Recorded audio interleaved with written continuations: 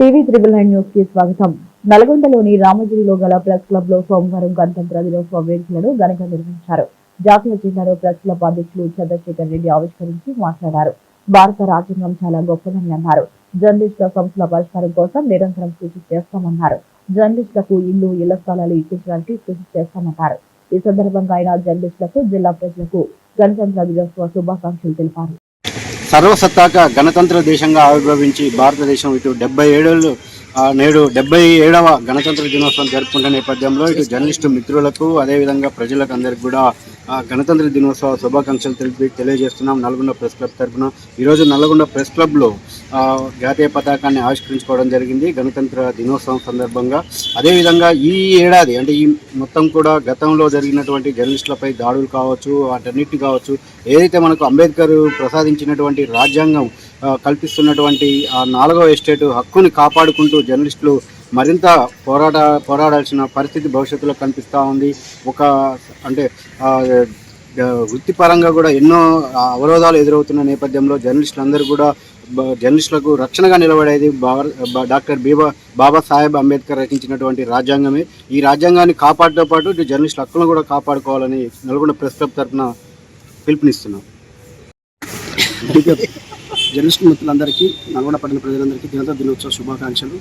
భారత రాజ్యాంగాన్ని రచించిన అంబేద్కర్ గారిని స్ఫూర్తి తీసుకొని మన హక్కుల సాధన కోసం అందరంగా ఉద్యమించాలి. ఈ గణతంత్ర ఉత్సవం తీసుకొని నల్గొండ పట్టణంలో ఉన్న జర్నలిస్టు అందరికీ ఇళ్ల స్థలాలు, ఇండ్లు ఇచ్చేంత వరకు ఈ కార్యక్రమాన్ని ముందుకు తీసుకెళ్లాలని చెప్పి, దీన్ని వేదిక తీసుకుని ముందుకు పోవాలని చెప్పి నేను ఈ సందర్భంగా కోరుతున్నాను.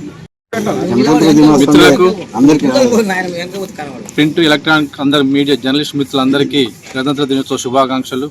ఈ గణతంత్రం పురస్కరించుకొని జర్నలిస్టులు ఐక్యత చాటుదాం.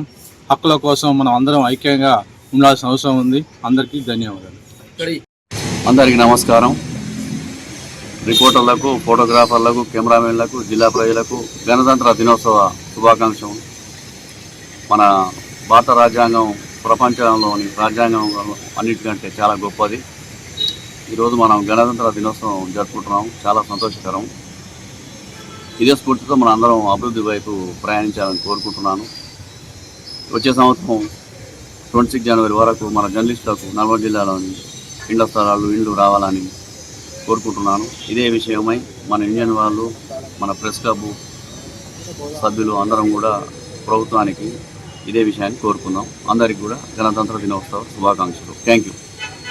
ప్రజలకు, అధికారులకు, అనధికారులకు అందరికీ గణతంత్ర సంవత్సర శుభాకాంక్షలు. బాబాసాహెబ్ రచించిన రాజ్యాంగం స్ఫూర్తిగా ప్రతి ఒక్కరూ పాటుపడాలని ఈ సందర్భంగా కోరుతున్నాను.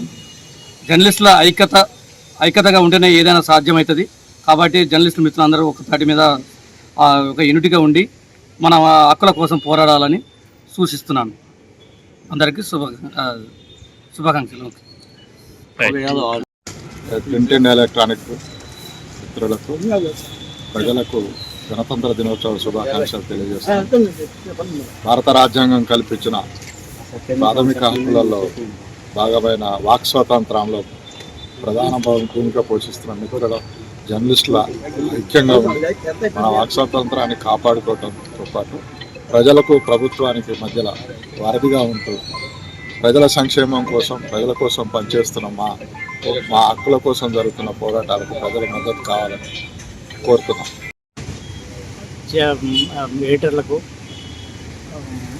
జిల్లా ప్రజలకు అందరికీ 77వ గణతంత్ర దినోత్సవ శుభాకాంక్షలు.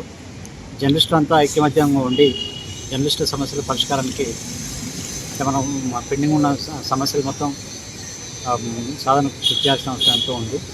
ఐకమత్యంగా ఉంటే ఏ సమస్యను సాధించుకోవడానికి అవకాశం ఉంటుంది. ఈ మన ప్రెస్ క్లబ్ తరఫున ఇలాంటి కార్యక్రమాలు ఇంకా ఎన్నో జరుపుకోవాలి. అందరం ఐకమత్యంగా ఉండి మన సమస్య సాధించుకోవాలని కోరుతున్నాం.